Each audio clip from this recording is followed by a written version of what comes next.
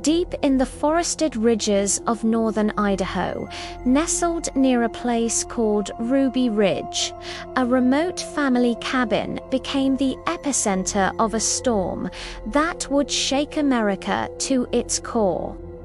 In the summer of 1992, this isolated homestead turned into a battleground, pitting one family against hundreds of armed federal agents in an 11-day standoff that would end in tragedy and ignite decades of fierce debate.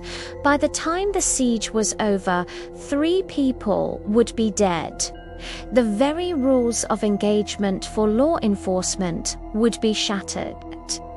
The story of Ruby Ridge would become a rallying cry for some, a cautionary tale for others, and a permanent scar on the American psyche, raising profound questions about government power, individual rights, and the very nature of resistance. Our story begins with Randy Weaver, a former U.S. Army Green Beret, seeking a life off the grid. He moved his wife Vicky and their children to a rugged, hand-built cabin in the Idaho Panhandle. Weaver was a survivalist who held strong anti-government and religious separatist beliefs. He and his family wanted to be left alone, but their isolated world was about to collide with the long arm of the federal government. The Bureau of Alcohol, Tobacco and Firearms, or ATF, had taken an interest in Weaver. An undercover informant had managed to convince him to sell 2 illegally sawed-off shotguns. This act set in motion a chain of events that would spiral out of control. In 1991, a grand jury indicted Weaver on firearms charges. The government, hoping to leverage the charges, attempted to pressure him into becoming an informant against the Aryan nations, a white supremacist group he had some association with. Weaver refused. A court date was set, but a crucial error occurred. A letter sent to Weaver listed the wrong date for his appearance. Believing the date was in March, not February, he didn't show up. A federal judge, unaware of the clerical error, issued a bench warrant for his arrest. For Randy Weaver, this confirmed his deepest suspicions. The government was corrupt, and they were out to get him. He retreated to his mountain cabin, vowing not to leave. For the next year and a half, the U.S. Marshals Service tried to find a way to arrest Weaver peacefully. They conducted surveillance, trying to understand the family's patterns and the treacherous terrain around their home, which they called the Y. But as the months wore on, the pressure to act mounted. On the morning of August 21, 1992, that pressure finally exploded. 6 U.S. Marshals, dressed in camouflage and armed for a reconnaissance mission, were scouting the area near the Weaver cabin. The family's dog, Striker, sensed their presence and began to bark. Racing down the trail with Randy's 14-year-old son, Sammy, and a family friend, 24-year-old Kevin Harris, in pursuit. What happened next is still disputed, but it ended in gunfire. The marshals maintain they fired at the dog in self-defense. In the ensuing chaos, a firefight erupted. When the shooting stopped, 2 were dead. U.S. Marshal William Deegan was killed, and 14-year-old Sammy Weaver was shot in the back and killed as he ran for home. The first day had ended in bloodshed, and the situation was about to escalate dramatically. The news of a federal marshal's death sent shockwaves through law enforcement. The FBI's elite hostage rescue team was deployed to Ruby Ridge, and with them came a controversial and unprecedented change to the rules of engagement. Standard FBI protocol dictated that deadly force could only be used in response to an imminent threat of death or serious injury. But here, on this Idaho mountaintop, new rules were issued. Snipers were authorized to shoot any armed adult male outside the cabin on sight. They did not have to wait for a threat. The very next day, August 22nd, an FBI sniper named Lon Horiuchi was positioned overlooking the cabin. He saw Randy Weaver, Kevin Harris, and Randy's 16-year-old daughter, Sarah, run from the main cabin to a small shed where Sammy's body lay. As Randy ran back towards the house, Horiuchi fired, hitting him in the shoulder. Randy stumbled into the cabin. A moment later, Horiuchi fired a second shot, aimed at Kevin Harris, who was running for cover. The bullet passed through the cabin's front door, just as Randy's wife, Vicky, was standing behind it, holding their 10-month-old baby, Elisheba. The single round struck Vicky in the head, killing her instantly before wounding Kevin Harris in the chest.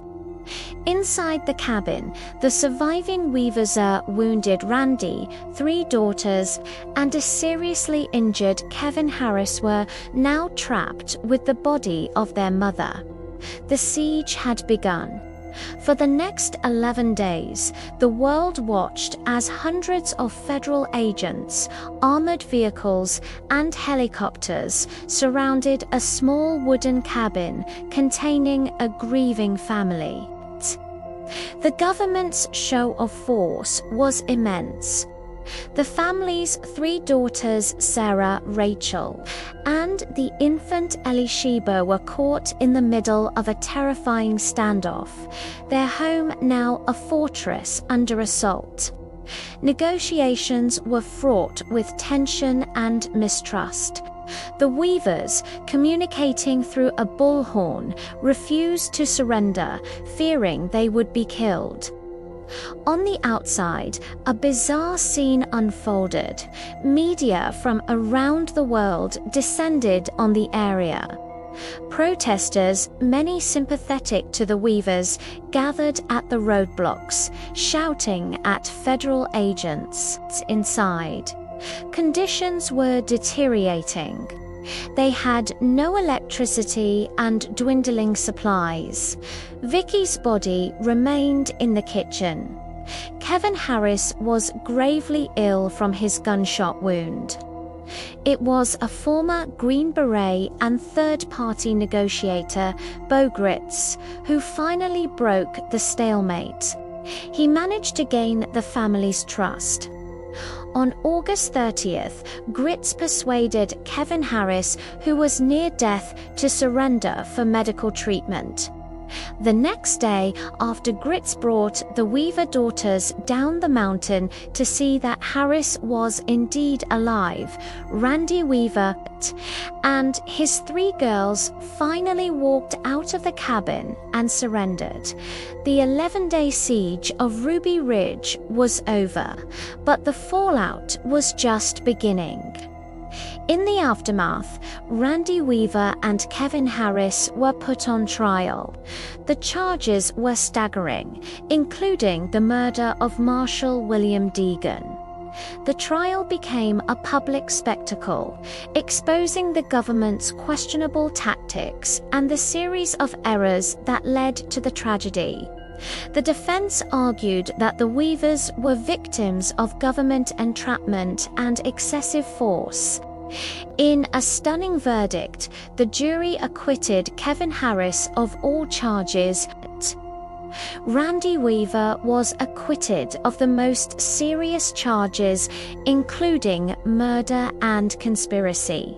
He was convicted only on the original charge of failing to appear in court and a minor firearms violation, and was sentenced to 18 months in prison. The acquittals were a powerful rebuke of the government's actions. The Weaver family later filed a wrongful death lawsuit. In 1995, the government, without admitting any wrongdoing, awarded the family a $3.1 million settlement. Kevin Harris received a settlement of $380,000 in the year 2000. The story didn't end there. Congressional investigations were launched. A 1995 Senate subcommittee report was scathing, concluding there were major failures in judgment, planning, and oversight by federal agencies. It sharply criticized the unconstitutional rules of engagement that led to Vicki Weaver's death. The report prompted significant changes in law enforcement, leading to the creation of the FBI's Critical Incident Response Group and new protocols for handling standoffs and the use of deadly force. But for many Americans, Ruby Ridge became a symbol of government overreach and tyranny. It became a powerful recruitment tool for militia groups and anti-government movements across the country. Timothy McVeigh, the man responsible for the Oklahoma City bombing in 1995, cited the federal government's actions at Ruby Ridge and the subsequent Waco siege as key motivations for his horrific act of domestic terrorism. The echoes of those 11 days in 1992 still resonate. The cabin door, riddled with bullet holes, became an iconic image of the siege. Randy Weaver passed away in 2022, but the trauma carried by his daughters is a living legacy of the event. So, what is the lesson of Ruby Ridge? Was it a case of a justified law enforcement action that went tragically wrong? Or was it a catastrophic overreaction fueled by mutual paranoia and a clash of worldviews? Investigators could never even determine who fired the first shot in the initial gunfight. Ruby Ridge remains a complex and painful chapter in American history. It exists at the volatile intersection of individual liberty, deep-seated fear, and the immense power of the state.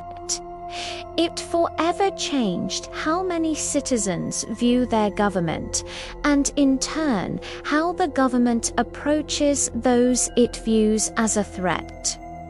The quiet mountains of Idaho now hold a loud and enduring warning that the distance between a remote cabin and the full weight of federal power is shorter than any of us might imagine. Thank you so much for watching.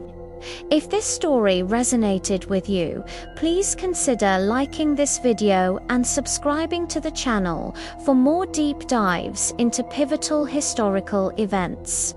We'll see you in the next one.